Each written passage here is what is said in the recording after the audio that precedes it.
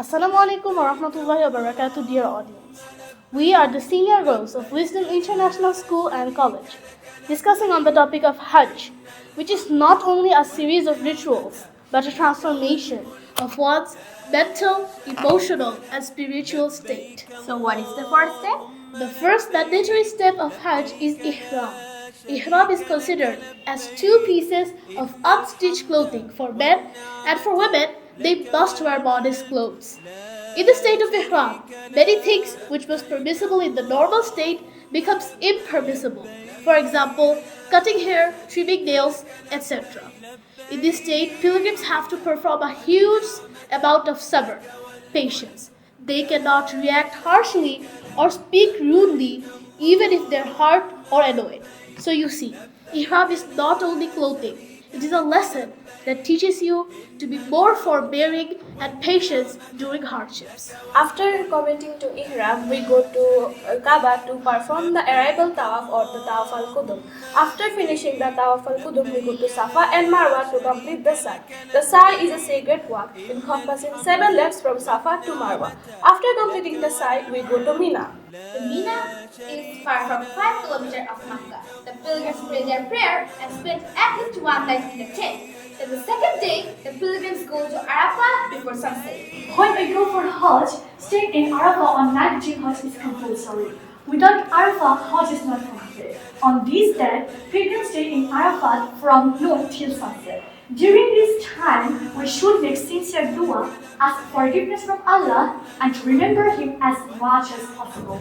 This is the best day to say Astaghfirullah, La ilaha illallah, and say durud to the Prophet sallallahu alaihi wasallam. In Arafah, we should be patient, calm, and respectful. We must avoid arguments, bad words, and hurting others. The day of Arafah reminds us of equality, forgiveness, and Allah's mercy.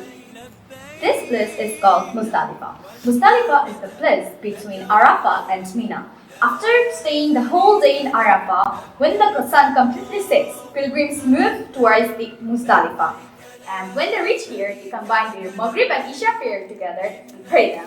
Later, they collect pebbles for stoning the Jamarat in the following days. Then, they have nothing to do just to rest under the open sky till the dawn. And after performing the Fajr prayer, they move towards the Jamarat. Yes, there are 3 Jamarat. Do you know the name of these Jamarats? No. This is the small Jamarat known as Jamarat al-Sughra. This is the middle Jamarat known as Jamarat al-Yusta. And this is the large Jamarat called Jamarat al-Aqaba, where pilgrims throw 7 small pieces of stone at each of these pillars.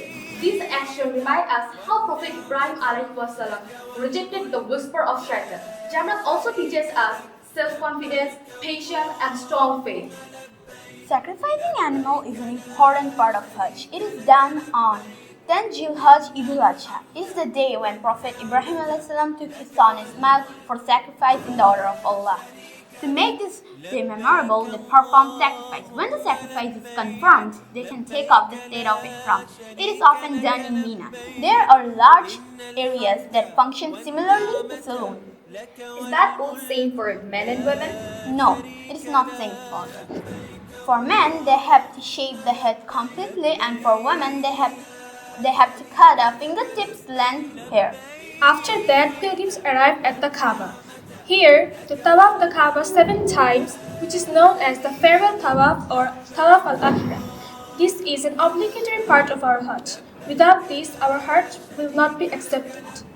May Allah grant us the opportunity to perform Hajj and accept it.